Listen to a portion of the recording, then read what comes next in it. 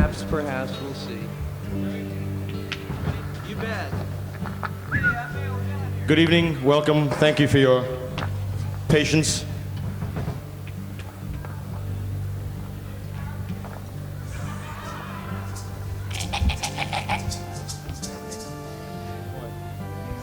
A few months ago in San Francisco, Bill Graham became part of the Grateful Dead. He sat in with us on a whole evening of jam during the evening. I'd like now to present him with that cowbell that he played that night. We were too cheap to have it How's your engraved, coming but we out? had it bronzed. We couldn't find the stick, though. He splintered it. My lifetime ambition, quite frankly, has been to be the world's greatest cowbell player. Truly. Give up. Most of us are from San Francisco. We'd like to play a lot of music for you and start off with one of the great, insane groups in the world today, the Grateful Dead.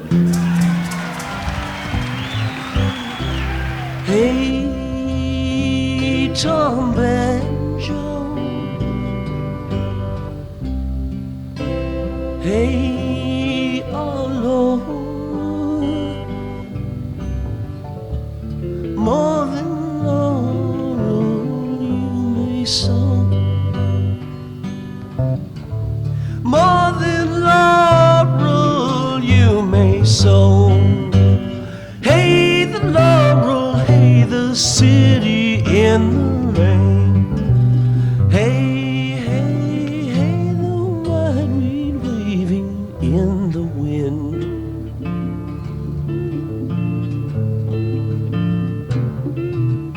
20 degrees in solitude, 20 degrees in all. All the dancing kings and wives assembled in the hall. Lost is the long and loneliest time, fairy Sybil flying all along the mountains of the moon.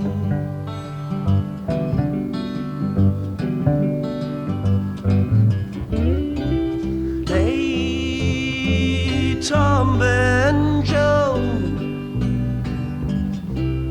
it's time to matter.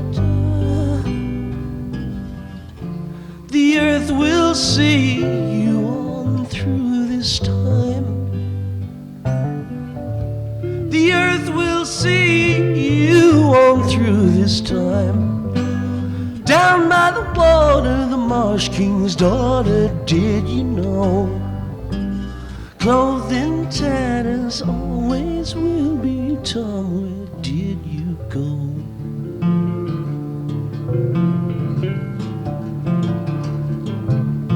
Mountains of the moon, electro mountains of the moon. All along the mountains of the moon. Hi-ho, the carrion crow, fal-de-ral-de-riddle. Hi-ho, the carrion crow, bow and bend to me. Chapter 2, There is a Solution. We of Alcoholics Anonymous know thousands of men and women who were once just as hopeless as Bill. Nearly all have recovered. They have solved the drink problem. We are average Americans. All sections of this country and many of its occupations are represented, as well as many political, economic, social, and religious backgrounds. We are people who normally would not mix. But there exists among us a fellowship, a friendliness, and an understanding which is indescribably wonderful. We are like the passengers of a great liner a moment after rescue from shipwreck, when camaraderie, joyousness, and democracy pervade the vessel from steerage to the captain's table. Unlike the feelings of the ship's passengers, however, our joy in escape from disaster does not subside as we go our individual ways. The feeling of having shared in a common peril is one element in the powerful cement which binds us. But that in itself would never have held us together as we are now joined. The tremendous fact for every one of us is that we have discovered a common solution. We have a way out on which we can absolutely agree and upon which we can join in brotherly and harmonious action. This is the great news this book carries to those who suffer from alcoholism. An illness of this sort, and we have come to believe it an illness, involves those about us in a way no other human sickness can. If a person has cancer, all are sorry for him, and no one is angry or hurt. But not so with the alcoholic illness, for with it there goes annihilation of all things worthwhile in life. It engulfs all whose lives touch the sufferers. It brings misunderstanding, fierce resentment, financial insecurity, disgusted friends and employers, warped lives of blameless children, sad wives and parents. Anyone can increase the list. We hope this volume will inform and comfort those who are or who may be affected. There are many. Highly competent psychiatrists who have dealt with us have found it sometimes impossible to persuade an alcoholic to discuss his situation without reserve. Strangely enough, wives, parents, and intimate friends usually find us even more unapproachable than do the psychiatrist and the doctor. But the ex-problem drinker who has found a solution, who is properly armed with facts about himself, can generally win the entire confidence of another alcoholic in a few hours.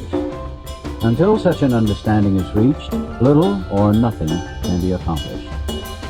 That the man who is making the approach has had the same difficulty, that he obviously knows what he's talking about, that his whole deportment shouts at the new prospect that he is a man with a real answer, that he has no attitude of holier than thou, nothing whatever, except a sincere desire to be helpful, that there are no fees to pay, no axes to grind, no people to please, no lectures to be endured.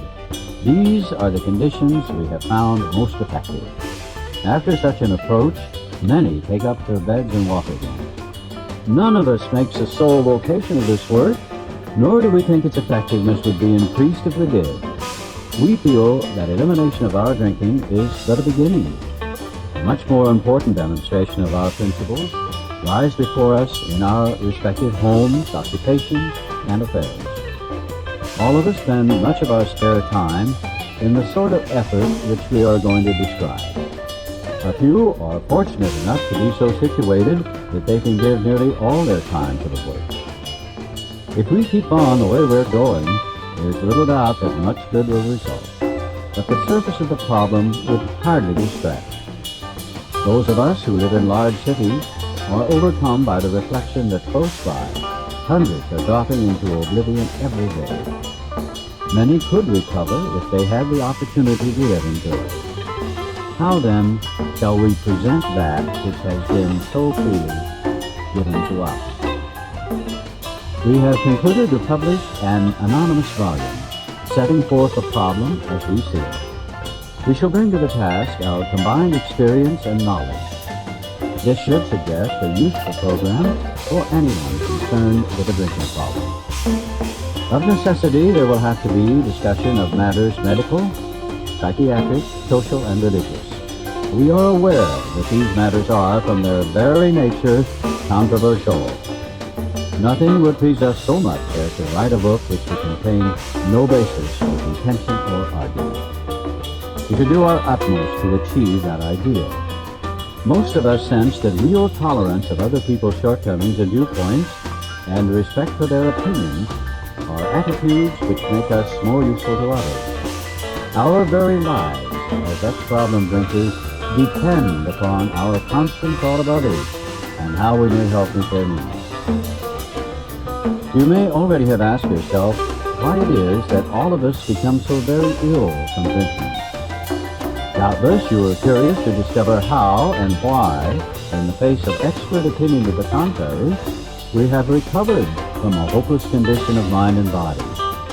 If you are an alcoholic who wants to get over it, you may already be asking, what do I have to do? It is the purpose of this book to answer such questions specifically. We shall tell you what we have done. Before going into a detailed discussion, it may be well to summarize some points as we see them. How many times people have said to us, I can take it or leave it alone, why can't he? Why don't you drink like a gentleman or quit? That fella can't handle his liquor. Why don't you try beer and wine? Lay off the hard stuff. His willpower must be weak. He could stop if he wanted to. She's such a sweet girl, I should think he'd stop for her sake. The doctor told him that if he ever drank again, it would kill him. But there he is, all lit up again. Now, these are commonplace observations on drinkers which we hear all the time. Back of them is a world of ignorance and misunderstanding. We see that these expressions refer to people whose reactions are very different from ours. Moderate drinkers have little trouble in giving up liquor entirely if they have good reason for it. They can take it or leave it alone. Then we have a certain type of hard drinker. He may have the habit badly enough to gradually impair him physically and mentally. It may cause him to die a few years before his time. If a sufficiently strong reason, ill health, falling in love, change of environment, or the warning of a doctor becomes operative, this man can also stop or moderate, although he may find it difficult and troublesome and may even need medical attention. But what about the real alcoholic? He may start off as a moderate drinker. He may or may not become a continuous hard drinker. But at some stage of his drinking career, he begins to lose all control of his liquor consumption once he starts to drink. Here's the fellow who's been puzzling you, especially in his lack of control. He does absurd, incredible, tragic things while drinking. He's our real Dr. Jekyll and Mr. Hyde. He is seldom mildly intoxicated. He is always more or less insanely drunk. His disposition while drinking resembles his normal nature but little. He may be one of the finest fellows in the world, yet let him drink for a day, and he frequently becomes disgustingly and even dangerously antisocial. He has a positive genius for getting tired at exactly the wrong moment, particularly when some important decision must be made or engagement kept. He is often perfectly sensible and well-balanced concerning everything except liquor, but in that respect, he is incredibly dishonest and selfish. He often possesses special abilities, skills, and aptitudes, and has a promising career ahead of him. He uses his gifts to build up a bright outlook for his family and himself, and then pulls the structure down on his head by a senseless series of sprees. He is the fellow who goes to bed so intoxicated he ought to sleep the clock around. Yet early next morning, he searches madly for the bottle he misplaced the night before. If he can afford it, he may have liquor concealed all over the house to be certain no one gets his entire supply away from him to throw down the waste pipe. As matters grow worse, he begins to use a combination of high-powered sedative and liquor to quiet his nerves so he can go to work. Then comes a day when he simply cannot make it and gets drunk all over again. Perhaps he goes to a doctor who gives him morphine or some sedative with which to taper off. Then he begins to appear at hospitals and sanitariums. This is by no means a comprehensive picture of the true alcoholic, as our behavior patterns vary. But this description should identify him roughly. Why does he behave like this? If hundreds of experiences have shown him that one drink means another debacle, with all its attendant suffering and humiliation, why is it he takes that one drink?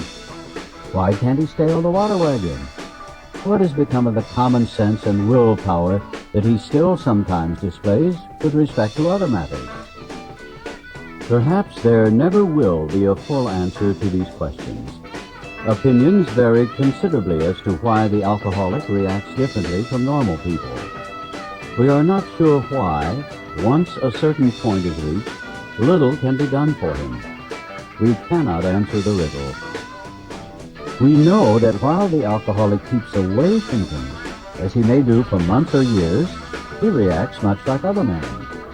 We are equally positive that once he takes any alcohol whatever into his system, something happens, both in a bodily and mental sense, which makes it virtually impossible for him to stop. The experience of any alcoholic will abundantly confirm it. These observations would be academic and pointless if our friend never took the first drink, thereby setting the terrible cycle in motion. Therefore, the main problem of the alcoholic centers in his mind rather than in his body. If you ask him why he started on that last bender, the chances are he will offer you any one of 100 alibis. Sometimes these excuses have a certain plausibility, but none of them really make sense in the light of the habit an alcoholic's drinking bout creates. They sound like the philosophy of the man who, having a headache, beats himself on the head with a hammer so that he can't feel the ache. If you draw this fallacious reasoning to the attention of an alcoholic, he'll laugh it off or become irritated and refuse to talk. Once in a while, he may tell the truth. And the truth, strange to say, is usually that he has no more idea why he took that first drink than you have. Some drinkers have excuses with which they are satisfied part of the time, but in their hearts they really do not know why they do it. Once this malady has a real hold, they are a battle lot. There is the obsession that somehow, someday, they will beat the game, but they often suspect they are down for the count. How true this is, few realize. In a vague way, their families and friends sense that these drinkers are abnormal, but everybody hopefully awaits the day when the sufferer will rouse himself in his lethargy and assert his power of will. The tragic truth is that if the man be a real alcoholic, the happy day may not arrive. He has lost control. At a certain point in the drinking of every alcoholic, he passes into a state where the most powerful desire to stop drinking is of absolutely no avail. This tragic situation has already arrived in practically every case long before it is suspected. The fact is that most alcoholics, for reasons yet obscure, have lost the power of choice in drink. Our so-called willpower becomes practically non-existent. We are unable at certain times to bring into our consciousness with sufficient force the memory of the suffering and humiliation of even a week or a month ago. We are without defense against the first drink. The almost certain consequences that follow taking even a glass of beer do not crowd into the mind to deter us. If these thoughts occur, they are hazy and readily supplanted with the old threadbare idea that this time we shall handle ourselves like other people. There is a complete failure of the kind of defense that keeps one from putting his hand on a hot stove. The alcoholic may say to himself in the most casual way, "It won't burn me this time, so here's how." Or perhaps he doesn't think at all. How often have some of us begun to drink in this nonchalant way, and after the third or fourth, counted on the bar and said to ourselves, "For God's sake, how did I ever get started again?" Only to have that thought supplanted by, "Well, I'll stop with the sixth drink," or "What's the use anyhow?" When this sort of thinking is fully established in an individual with alcoholic tendencies, he has probably placed himself beyond human aid, and unless locked up, may die or go permanently insane. These stark and ugly facts have been confirmed by legions of alcoholics throughout history. But for the grace of God, there would have been thousands more convincing demonstrations. So many want to stop, but cannot. There is a solution.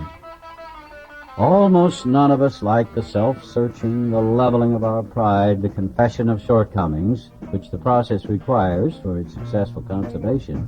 But we saw that it really worked in others, and we had come to believe in the hopelessness and futility of life as we had been living it. When, therefore, we were approached by those in whom the problem had been solved, there was nothing left for us but to pick up the simple kit of spiritual tools laid at our feet. We have found much of heaven, and we have been rocketed into a fourth dimension of existence of which we had not even dreamed. The great fact is just this, and nothing less. that we have had deep and effective spiritual experiences which have revolutionized our whole attitude toward life, toward our fellows, and toward God's universe. The central fact of our lives today is the absolute certainty that our Creator has entered into our hearts and lives in a way which is indeed miraculous. He has commenced to accomplish those things for us which we could never do by ourselves. If you are as seriously alcoholic as we were, we believe there is no middle-of-the-road solution. We were in a position where life was becoming impossible, and if we had passed into the region from which there is no return through human aid, we had but two alternatives. One was to go on to the bitter end, blotting out the consciousness of our intolerable situation as best we could, and the other, to accept spiritual help. This we did because we honestly wanted to, and were willing to make the effort. Is that a good group? A certain American businessman had ability, good sense, and high character. For years he had floundered from one sanitarium to another. What? He had consulted the best-known American psychiatrists. Then he had gone to Europe, placing himself in the care of a celebrated physician, the psychiatrist Dr. Jung, who prescribed for him. Though experience had made him skeptical, he finished his treatment with unusual confidence. His physical and mental condition were unusually good. Above all, he believed he had acquired such a profound knowledge of the inner workings of his mind and its hidden springs that relapse was unthinkable. Nevertheless, he was drunk in a short time. More baffling still, he could give himself no satisfactory explanation for his fall. So he returned to this doctor, whom he admired, and asked him point blank why he could not recover. He wished above all things to regain self-control. He seemed quite rational and well-balanced with respect to other problems, yet he had no control whatever over alcohol. Why was this? He begged the doctor to tell him the whole truth, and he got it. In the doctor's judgment, he was utterly hopeless. He could never regain his position in society, and he would have to place himself under lock and key or hire a bodyguard if he expected to live long. That was a great physician's opinion. But this man still lives and is a free man. He does not need a bodyguard, nor is he confined. He can go anywhere on this earth where other free men may go without disaster, provided he remains willing to maintain a certain simple attitude. Some of our alcoholic readers may think they can do without spiritual help. Let us tell you the rest of the conversation our friend had with us. The doctor said, "You have the mind of a chronic alcoholic. I have never seen one single case recover where that state of mind existed to the extent that it does in you." Our friend felt as though the gates of hell had closed on him with a clang. He said to the doctor, "Is there no exception?" "Yes," replied the doctor, "there is. Exceptions to cases such as yours have been occurring since early times. Here and there, once in a while, alcoholics have had what are called vital spiritual experiences. To me, these occurrences are phenomena. They appear to be in the nature of huge emotional displacements and rearrangements.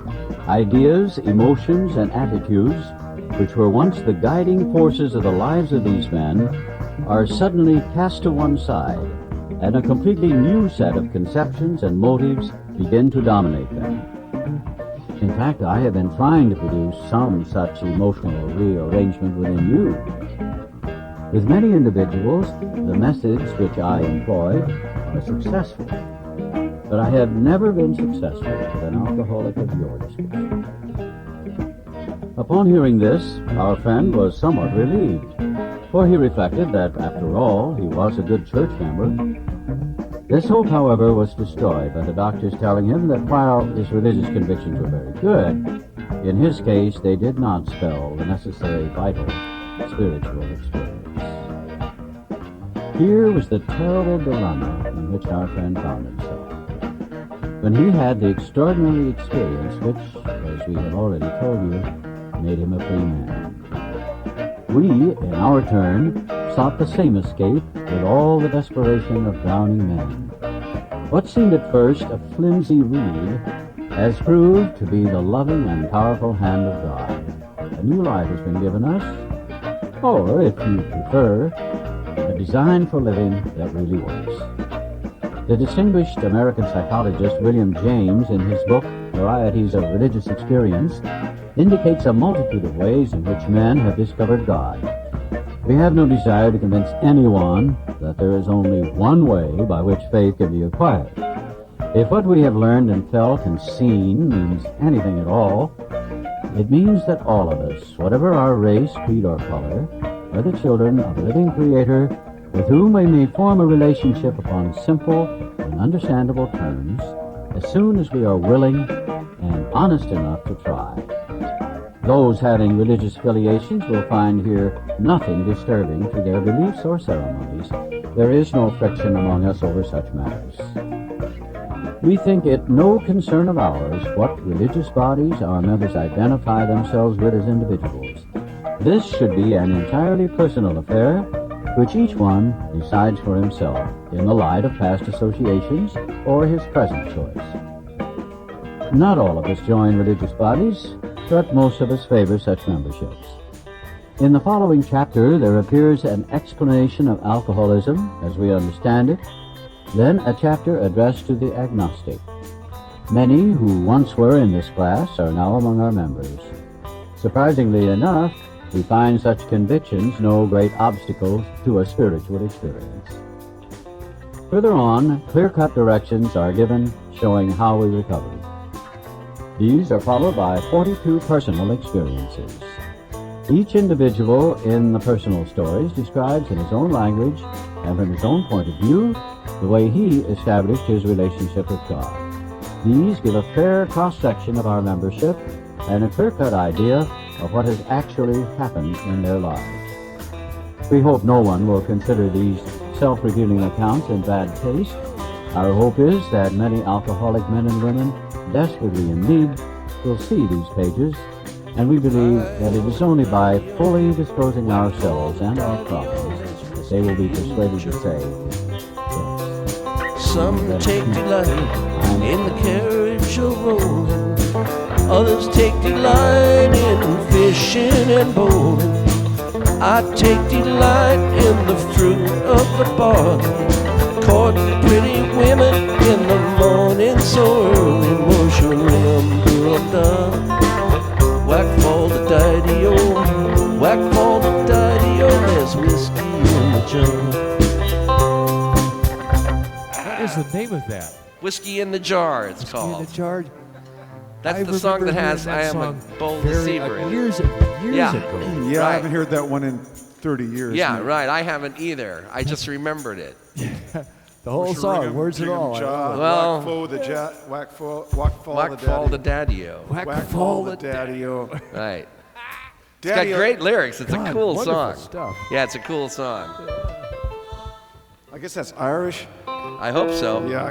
As I was walking Try it slower. Kildare Mountain, met Colonel Pepper and his money he was counting.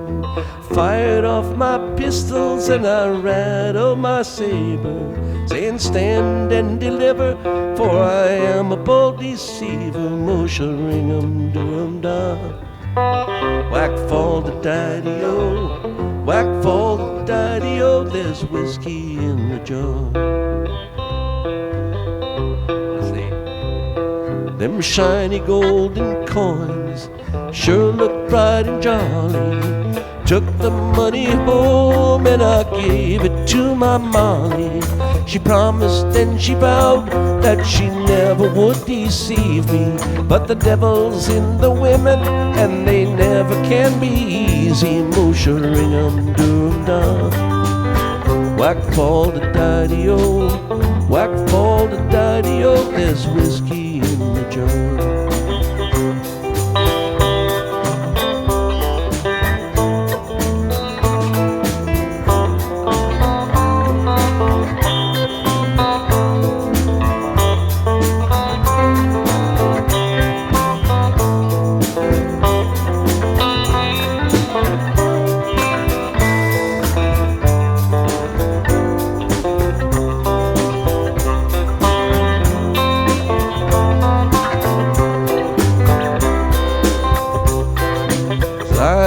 was awakened between the hours of 6 and 7. Guards stood round my bed in numbers odd and even. I didn't have my pistol, so they turned under prison. Da da da da da da da da da da da. Whack all the daddy-o, whack all the daddy-o. There's whiskey in the jar. Slow it down a little. Let's see.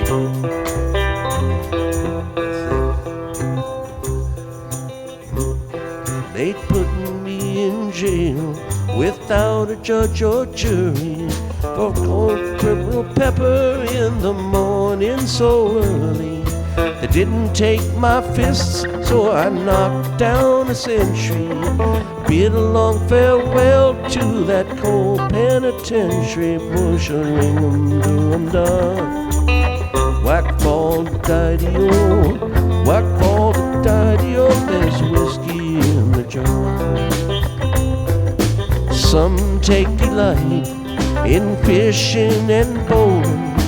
Others take delight in the carriage of rolling. I take delight in the juice of the barley, courting pretty women in the morning so early. Mush a ring 'em, do 'em down. Whack for the daddy-o, whack for the daddy-o. There's whiskey in the jar. As I was riding over Kilgara Mountain, I met Colonel Pepper and his money he was counting. Shot off my pistols and I rattled my saber, saying stand and deliver, for I am a bold deceiver. Motion ring 'em, do 'em down. Whack for the daddy-o, whack for the daddy-o. There's whiskey in the jar. I just Yeah. a folk song. Cool one though.